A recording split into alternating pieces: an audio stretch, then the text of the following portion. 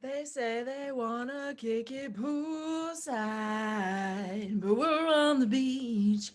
I don't think they can handle the real at the booze. I fucked up the lyrics, but you know, Willow, all the fucking Willow fans in the house. This is like, honest to God, like just so beautiful that we can take a moment and look at the divine being that is Willow's chart. She is such an interesting person. I don't know anything about her but her music and the fact that she is the child of the superstars whom she is the child of. But she is very woke from her music. It's like intense. And so we're going to look at her chart today and talk about it. And before we do jump into this juicy chart, I'm going to ask you, if you're new to this channel and you vibe with my content, to subscribe, like this video if it brings you any value whatsoever, because it's going to help other people get this information for free. It's going to be beautiful. And so anyway, looking at her chart, look at this. First off, she's a Gemini ascendant with Jupiter, okay, on the ascendant. P.S. She was born, as it has here on the internet, at October 31st, which is literally Halloween. What? Who knew this about Willow in 2000, year 2000? That's crazy. I can't believe I'm looking at somebody's chart that was born. Did I just literally pass the chart? I'm sorry, everybody. I'm so sorry. Who was born in the 2000s. But hey, she's young and she's a spirit because she's also born in the year of the dragon, which is Chinese astrology. And if you know anything about Chinese astrology, then you probably know that the year of the dragon is considered to be the best year that you can possibly be born under. So she has that going for her from a Chinese astrology lens, but Jupiter is conjunct her ascendant. Holy guacamole. She's a moon in Capricorn. Very interesting. We're going to talk about that. And she has opposing her ascendant Venus and Pluto in conjunction. Insane. So this is like conjunct opposite the ascendant. This is what gives her that deep intensity, but it's like this freedom warrior intensity. It's like this very saggy kind of like philosophy, like guru, like Jedi, like spirit force. That is that vibe that is her, right? That's where that comes from. That's this. Because let me tell you a little something. Venus rules women under the age of 30. Willow is born in 2000. She's not even 30 yet. Pluto, okay, is the god of transformation and also heavy ass karma, and moreover collective heavy ass karma.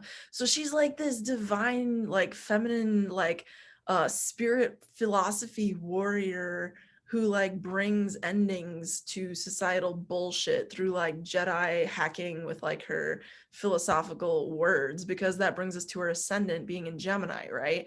And this that we just talked about is because it's opposite her ascendant. That's why it's so effing intense. Like anybody could have this in their chart and be like, great, you know, fine, that's great. But look, it's opposite her ascendant. That's nuts. And not only that, but Jupiter's at the party. So she's very, very, very, very, very mentally active. This young woman, I don't even know. Like, I should listen to more some interviews and shit. Like, I'm sure she's dropping mad knowledge and wisdom, because Jupiter is the wisdom planet, everybody. Honest to Goddess, it is the wisdom planet. And like that being conjunct one's ascendant is going to influence their experience in the world and how they're perceived in the world. And Jupiter being as it is the ruler of sages and wisdom keepers who are like known for such things in such, remember the days, you know, in our collective remembrance of karma and history where we had like sages that we looked up to. We still have sages on the internet, you know, that we like look up to and in the world. But like that kind of like real, like, okay, you're on this is like Yoda. That's what it is. For all the Star Wars nerds, Jupiter is Yoda. And so and so anyway, the ascendant is with that. And so she is physically incarnated with this like mask or this interface that is Jupiter, and it's Jupiter retrograde in Gemini. And so this makes her a very deep thinker, where she's like extra thoughtful and extra reflective and gains extra wisdom through thinking very internally. And because of this Gemini energy, this explains her relationship. I'm pretty sure her and her brother Jaden are very close. It seems like every time I hear them talking about each other, it's in like very affectionate circumstances or ways or whatever.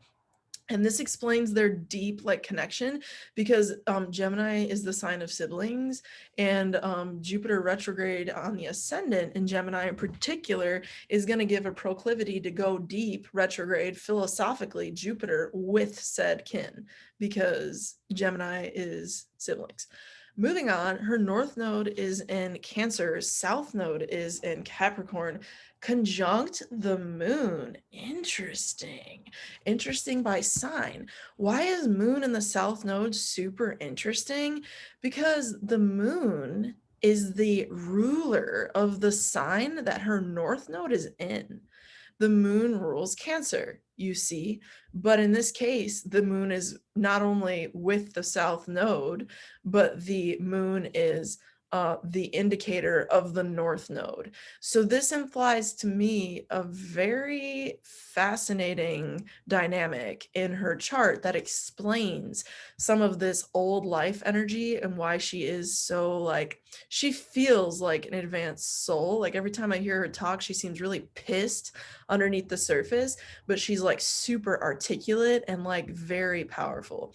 And speaking of her power, just to kind of put that on a shelf for now, because honestly, we could spend so long just talking about this, like the whole moon conjunct the south node, right? But like being that the moon is in Capricorn, she knows how to be business. She knows how to do business. She's like a business, like gangsta. I don't even know. She's like business thug, like naturally in her soul. Like, of course, that's gonna come from being Will Smith's daughter, but it's also just like who she is as a soul as we look at this chart. Because Capricorn is about achievement, accomplishment, titles that you gain through time and being known for those titles and those reputations and those responsibilities. So she's got that like boss woman just aura about her. But I was talking about her power, and that's a good connection back to power, this boss woman thing with Willow, because look at her Mercury. Her Mercury is in the deepest sign it can possibly be in, Scorpio. And this means she is, I said she was a deep thinker because Gemini, Jupiter retrograde on the ascendant, like add a Mercury and fucking Scorpio to that. Like, wow. Not only that, but Mercury is conjunct the sun, which shows us that she's you know, all the more likely to bring in these really kind of like insightful, illuminating, appropriate use of the word, ideas or concepts. And this is in the sign of Scorpio, so it's through her intuition, it's through her vibe. And the woman's name is Willow, for crying out loud. Like that is such a hippie like name. Like obviously it's to play off her dad's name, you know, but it's also a dope ass name that has to do with like the most magical tree in the world. So there's that. But but I do want to just talk about some of this with you, because this gives her that deep thinker, and Mercury is retrograde too. And, you know, she's a Scorpio, so she is the most powerful sign of the zodiac in her identity, in the plot line of her life. And look at that sun. What a deliciously rich sun. This is why Willow ain't lazy. This is why Willow just dropped like 3 albums in the last 2 years. You know what I mean? Like, because she has this drive, like the sun squaring these planets gives her drive, because the sun is the plot line to one's life, and a square aspect implies motivation, and it actually produces real world tangible results, events, scenarios, situations that actually produce, because it's squaring, it gives it energy to explode, to build, to grow, whatever. And so the sun in this case is squaring her Venus, and also her Uranus, crazy, and Mercury there too. So Mercury with the Neptune is square, and this explains her deep intuitive insight all the more. Like this is psychic AF, and it's psychic AF about the tides of society, because Aquarius is that. So this is why she is like very much so a representative of her generation. And I think she's a thought leader of her generation. I'm going to put like a million predictions into the universe right now that within the next 10 years, I think Willow will emerge as one of the most powerful thought leaders of our world.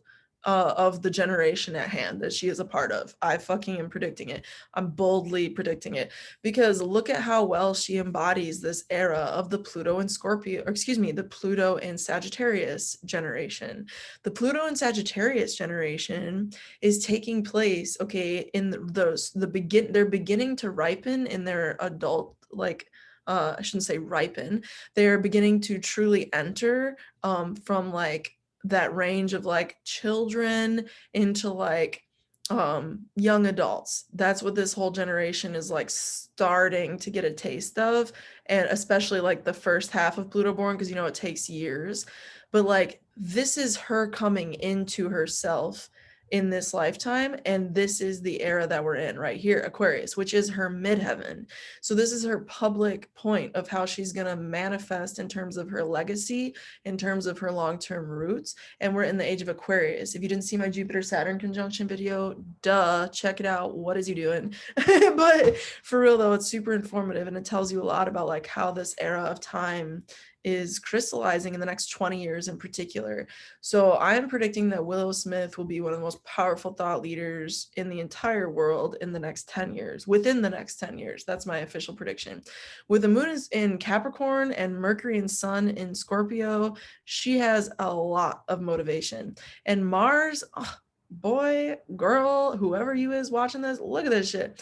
Mars is up in Virgo in her chart. Are you shitting me? She is lethal. She is literally lethal. She is so wise too, with this Jupiter Yoda on the ascendant, insane in the membrane.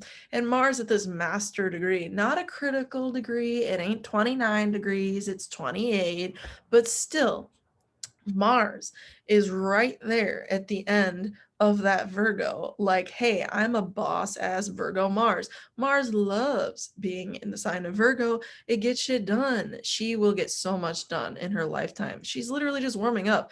This kid was born in 2000. Who else feels weird that there's people who look like adults who were born in 2000 like on? It's so weird.